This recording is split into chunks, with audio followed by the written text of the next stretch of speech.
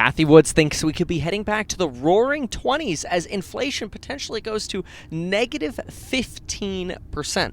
Let's talk about the latest update and add my commentary. So, Cathie Wood suggests that if inflation is unwinding, as we believe, we could be heading back towards the future, the roaring 20s, just like we did in the 1920s. Now, this is a belief that I've held as well, that if we can actually prove that inflation is indeed transitory, we could have a phenomenal era of stock market booms going forward for the rest of the decade, really, as companies have laid off their slush or their fat, so to speak, and maximize their profitability and their margins while amplifying their ability for technology and green technology to really take over, which in the future not only it costs more in an inflationary way, but leads to substantially more profits for companies.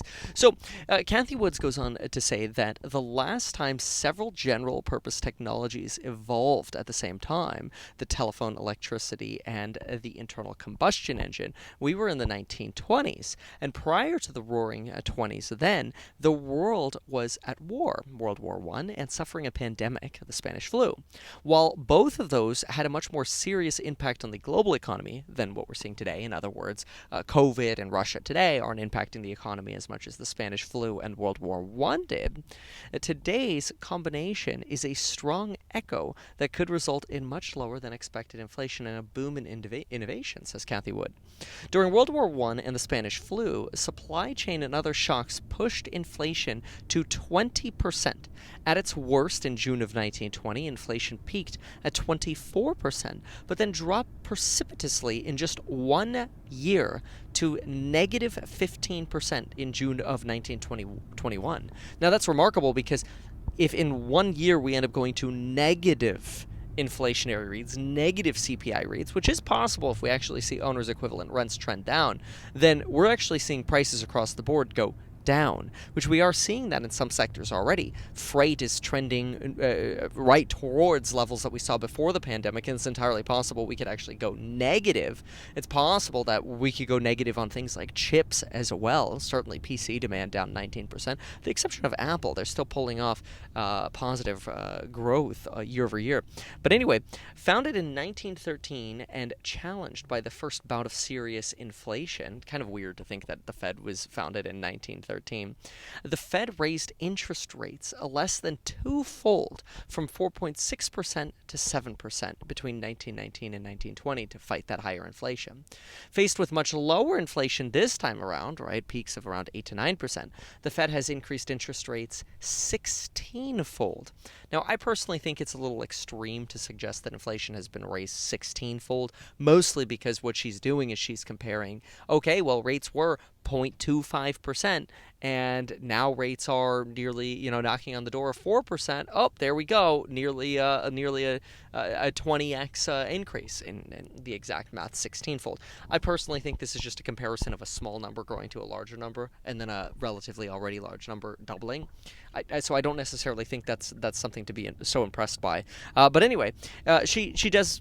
Really what she's trying to convey is the difference in rate, the shock to the economy, right? Is it possible that the shock we're experiencing today could be substantially greater than what we've been used to in the past?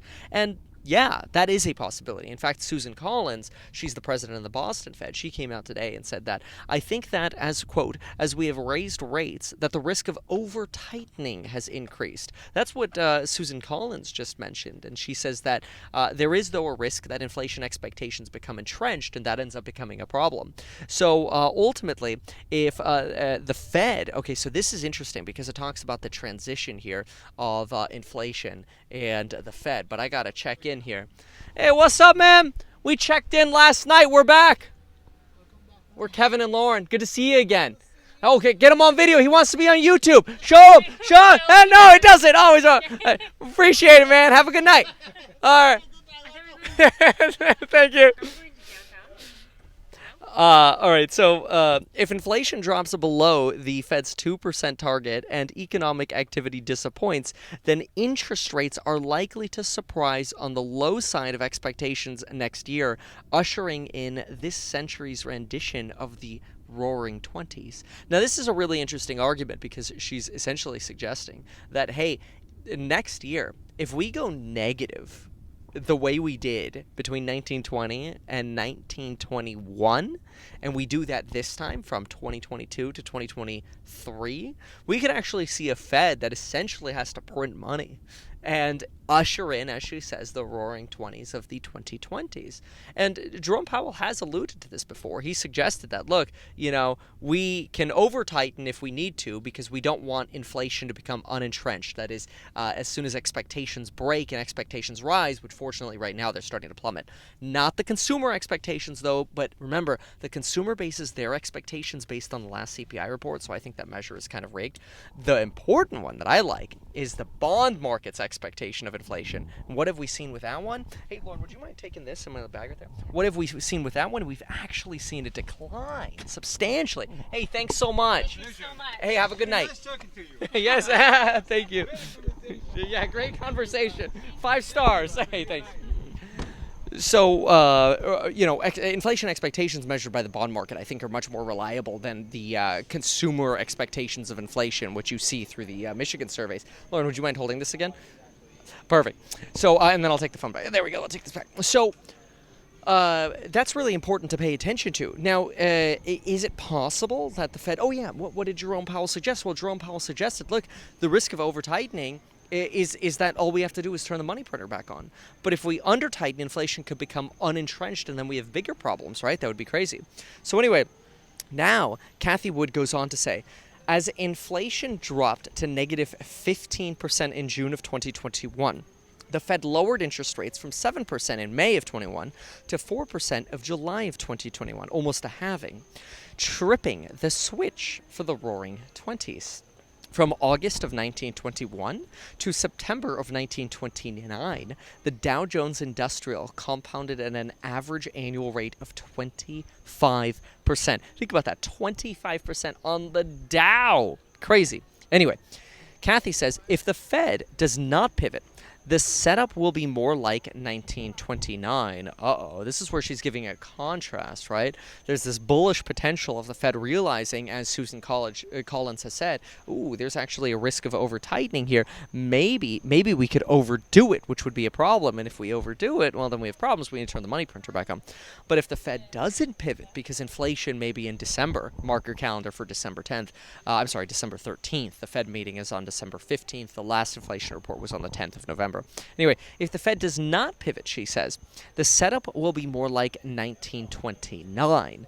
The Fed raised rates in 1929 to squelch financial speculation. That sounds a lot like the dot-com era and the crypto era. Oh, did I say it? Oh, I'm just going to come out and listen. If somebody remembers the Hex interview I did, okay, go back to it. Just type in Meet Kevin Hex into YouTube.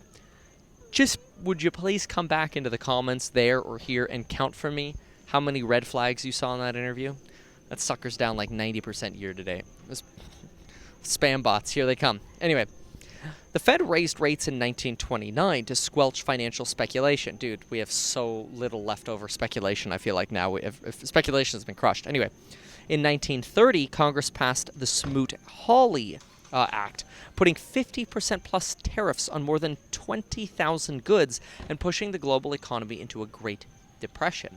Ooh, bad contrast. And we have seen some more tariffs from the Biden administration on things like Chinese chips, although you're already seeing companies like NVIDIA announce, oh, don't worry, we have China-compliant chips that we're going to be selling, which is really important because 25% of NVIDIA's revenue comes from China. Kind of wild. Anyway, unfortunately today, has some echoes of the same, she says. The Fed is ignoring deflationary signals, and the CHIPS Act, that's the one I just talked about with the Biden administration, could harm trade. I think that's extreme to suggest that just the CHIPS Act today would be anything like the 20,000 item 50% tariff of the 1929. So I think that's a little extreme.